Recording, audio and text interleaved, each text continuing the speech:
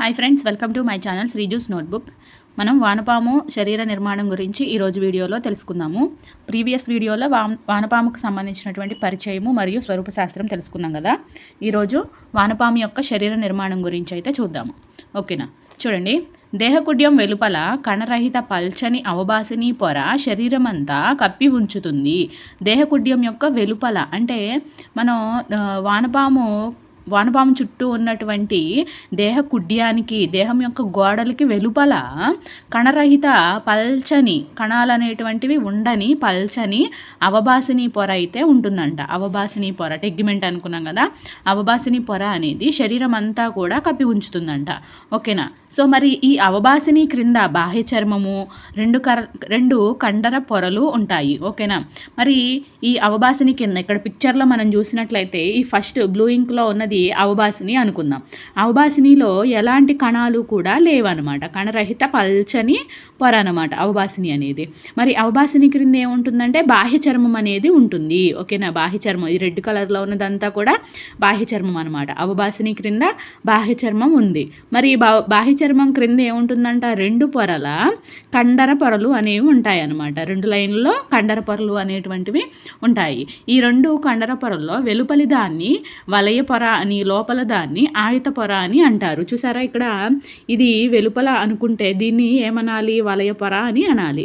మరి లోపలుండే పొరను ఏమనాలి? ఆయుత పొర అని అనాలన్నమాట. మరి ఈ రెండు కండర పొరల కింద ఇంకోటి ఏముంటుందంట? వాటి క్రింద శరీర కుహరోపకళ ఉంటుంది. ఓకేనా? శరీర కుహరోపకళ ఉంటుంది. ఫస్ట్ ఏముంటుంది? దేహ కుడ్యానికి వెలుపల అవబాసిని ఉంటుంది.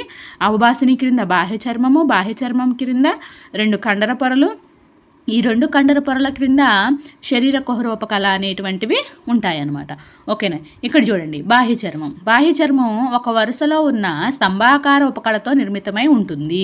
స్తంభాకారంలో ఉన్నటువంటి ఉపకళతో నిర్మితమై ఉంటుంది. బాహ్య చర్మం అనేది స్తంభాకార ఉపకళతో నిర్మితమై ఉంటుంది. ఓకేనా? ఈ స్తంభాకార ఉపకళల్లోనంట శ్రావిక గ్రంథి కణాలు ఉంటాయి. ఓకేనా? అర్థమైందా? ఇది కదా ఫస్ట్ది ఏంటిది? అవబాసిని పొర. రెండోది ఏంటిది? బాహ్య చర్మము.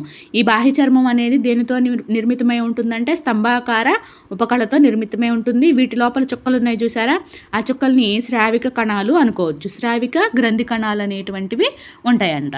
నెక్స్ట్ చూడండి, శరీర కుహరోపకళ. శరీర కుహరోపకళ మధ్యత్వచం నుంచి రెండు పొరలుగా ఏర్పడుతుంది.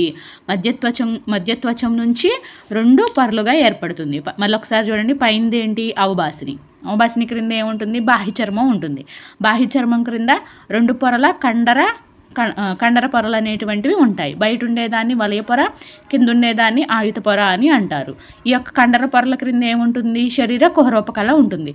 ఈ శరీర కుహరోపకళ మధ్యత్వచం నుంచి రెండు పొరలుగా ఏర్పడుతుంది అనమాట. వెలుపల ఉండే పొరని ఏమంటారంట? కుడ్యస్తరము అంటారు.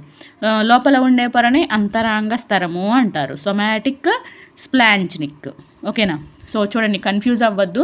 బాహ్య చర్మం కండర పొరలను అయితేనేమో వెలుపల దాన్ని వలయ పొర, ఆయుత పొర అని అంటారు. ఓకేనా? కండర పొరల్ని. మరి ఇవి ఏంటి అంటే కుహరోపకళలోని రెండు పొరలు అనమాట. కుడ్యస్తరము, అంతరాంగ స్తరము. ఓకేనా? నెక్స్ట్ చూడండి, శరీర కుడ్యానికి ఆహార నాళానికి మధ్య ఉన్నటువంటి స్థలాన్ని శరీర కుహరము అని అంటారు. ఏంటంట? శరీర కుడ్యానికి ఆహార నాళానికి మధ్య ఉన్నటువంటి స్థలాన్ని శరీర కుహరం అంటారు. దీన్ని మరొక పేరేంటి? పర్యాంతరాంగ కుహరము. ఓకేనా? అంటే ఇప్పుడు ఫర్ ఎగ్జాంపుల్ ఇలా ఉందనుకోండి వానపాము నిర్మాణము. ఈ శరీరానికి మధ్యస్థంగా ఆహారనాళం అనేటువంటిది ఉంటుంది. ఓకేనా? సో ఈ శరీర కుడ్యం నుంచి ఆహారనాళం వరకు ఉన్నటువంటి మధ్యలోని స్పేస్ని ఏమంటారంటే శరీర కుహరము. దాన్నే పర్యాంతరాంగ కుహరం అని అంటారు. ఈ విభక్త కుహరము. విభక్తం అంటే ఏంటంటే విభజన చెంది ఉండేదాన్ని విభక్తం అంటారు. విభజన చెందకుండా ఉండేదాన్ని అవిభక్తము అంటారు. ఇక్కడ విభక్త కుహరం అన్నారంటే దీనిలో విభజనలు అనేటువంటివి ఉంటాయి. ఈ విభక్త కుహరం విభాజకాల ద్వారా చిన్న చిన్న గదులుగా విభజన చెంది ఉంటుంది. అర్థమైందా? మరి ఈ యొక్క చిన్న చిన్న గదుల్లో శరీర కుహర ద్రవం అనేది నిండి ఉంటుందంట. ఓకేనా, అర్థమైందా? వానపాము యొక్క శరీర కుహరం అనేది విభాజకాల ద్వారా చిన్న చిన్న గదులుగా విభజన చెంది ఉంటుంది. ఈ యొక్క చిన్న గదుల్లో శరీర కుహర ద్రవం అనేది నిండి ఉంటుంది. మరి ఈ శరీర కుహర ద్రవం అనేది జలస్థితికంగా ఉంటుందన్నమాట. జలస్థితిక అస్థిపంజరంలాగా మారి అది గమనానికి ఉపయోగపడుతుందంట. అర్థమైందా? జలస్థితికి అస్థిపంజరంలా మారి అది గమనానికి ఉపయోగపడుతుంది. వానపాములో ఇంకొక గమనాంగాలు ఉన్నాయి. అవేంటి? శూకాలు. గుర్తున్నాయా? శూకాలు ఎక్కడుంటాయి? ఇక్కడుంది చూడండి, శూకాలు. మనం శూకాల గురించి చెప్పుకున్నాం ప్రీవియస్ వీడియోలో. శూకాలు ఎక్కడ ఉంటాయి, ఎక్కడ ఉండవు? మొదటి మరియు చివరి ఖండితము, అలాగే క్లైటెల్లం ఖండితాలలో తప్ప మిగతా భాగం అంతా కూడా, మిగతా ఖండితాలన్నింటిలో కూడా మధ్యలో నుంచి అనేక ఎస్సాకారపు కైటిన్ నిర్మిత శూకాలు అనేటువంటివి వస్తాయి. ఇవి గమనానికి ఉపయోగపడతాయి అన్నాడు కదా.